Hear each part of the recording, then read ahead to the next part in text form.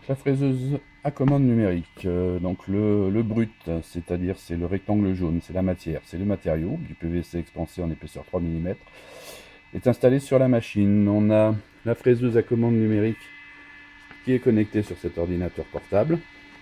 La petite clé, c'est pas une clé USB, c'est une clé de vérification pour qu'on puisse utiliser le logiciel avec la machine. En fait, c'est pour montrer qu'on a payé. Ici, on a un châssis à réaliser. Ce châssis, je vais définir ici plusieurs paramètres. Le fameux où, quoi, comment, où j'ai sélectionné le châssis. Quoi à la commande, je vais définir les valeurs d'usinage pour l'objet sélectionné. Donc ici, j'ai l'épaisseur du matériau sur lequel je veux usiner en profondeur. Donc je fais une découpe, c'est-à-dire que je fais sur la totalité de la matière. On a d'autres paramètres ici. Ici, la vitesse à laquelle va avancer l'outil. Et ici, on sélectionne le type d'outil dans une bibliothèque. Je fais OK. On va voir si c'est bien connecté. Je vais maintenant lancer l'usinage. C'est un fraisage sur les 3 axes. Je vais lui dire que je veux travailler à partir de l'origine pièce. Il me donne différentes informations.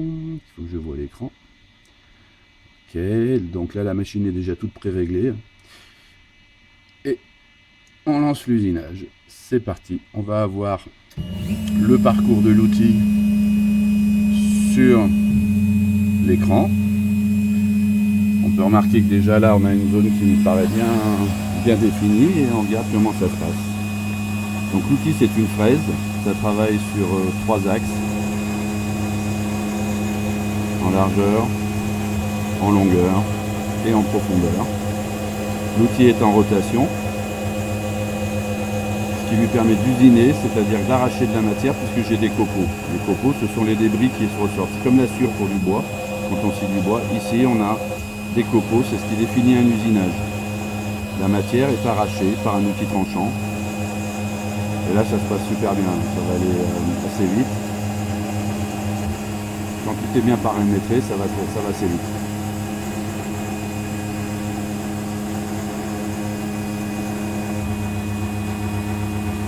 On est sur du 3 mm, donc on n'a pas besoin de faire 36 passages. Ça va se faire d'un coup.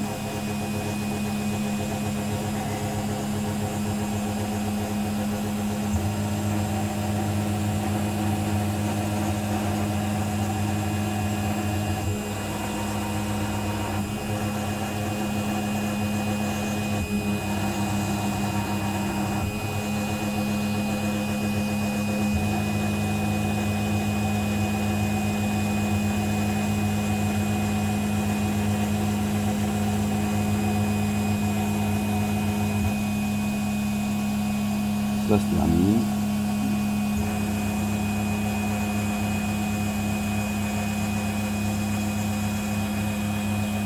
Et hop, il a une petite rectif à faire. Qu'est-ce qu'il me fait là? Là, il refait un petit passage de finition. En fait, il refait un passage de finition.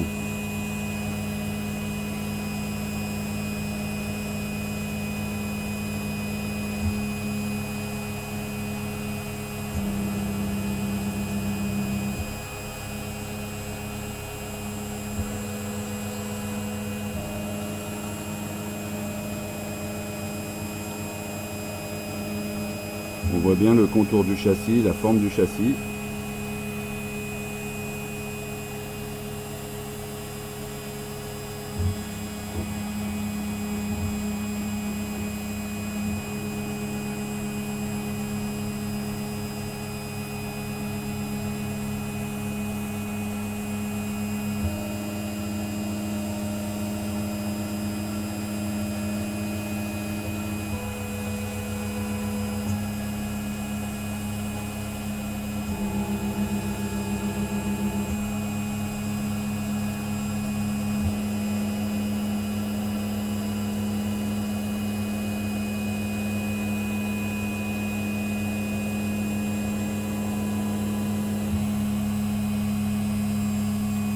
Et voilà, il va faire une petite descente.